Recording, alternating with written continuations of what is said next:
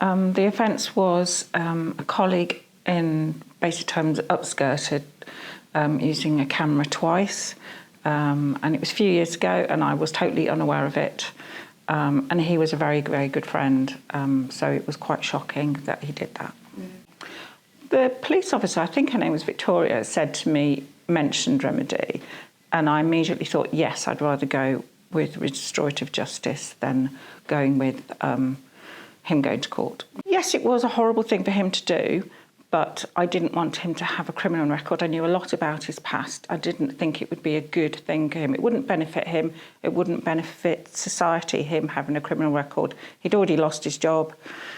So I knew about restorative justice, and I thought, well, yeah, it's worth exploring that, seeing if I can hear what he said, why he did it, what the circumstances behind, and how he could hear how it affected me. Because beyond the initial sense of shock and feeling of, well, that's not very nice, then there's the further thoughts of, well, did he show it to the other guys in the office? Did he talk about it? Did they laugh about it? I'm disabled, and so I was standing at a standing desk, so he was abusing that. So I had two really good meetings with two ladies from Remedi who came out to my house, and they spent a long time explaining the process, asking me questions, telling me what could be asked and what couldn't be asked, and also what he was saying as well. So that was really important because they made me feel that it was safe, I would be safe, the process was safe, and I wouldn't be in any way affected.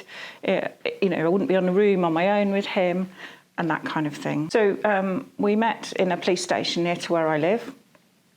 And I was really, really nervous because I wanted to know why.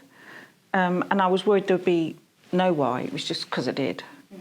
But I then found out more about what was going on in his life at the time, and he was so sorry. He knew something about my past, and he knew that this would deeply, deeply affect me. And he was so apologetic. And we had a really good conversation. Found out he was doing stuff in the office, and the other lads were doing stuff in the office they shouldn't have been doing. And it was just a culmination of bad timing, bad decisions, wrong things to do. I think it started off as a bit of a laugh.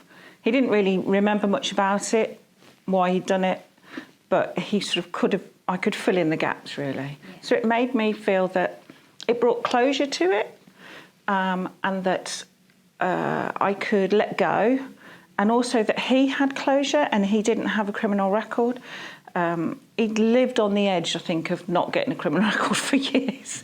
So I didn't want him to go down that route because I knew that wouldn't help him. He needed to get a steady job, be able to provide for his kids, that kind of stuff.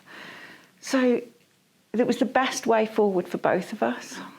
After the meeting, I felt relief, that it was closure. And I saw him and I just said, thank you for your honesty. I appreciate you allowing me to be honest about how I felt. And then I just felt this sense of peace and could let it go. And didn't really think about it that much afterwards because, once you've got that closure, you can just go, yeah. And I don't think he'd do anything like that ever again because he saw that it did affect me. And it wasn't just something trivial. I just think it's a brilliant process. The ladies are really good who come and support. Any question you have, they'll ask, they'll be able to answer it. However ridiculous or not important the question is, it is important if you've got a question. I think everybody's just brilliant about it. And if it's a better way of the criminal system working, I think, personally.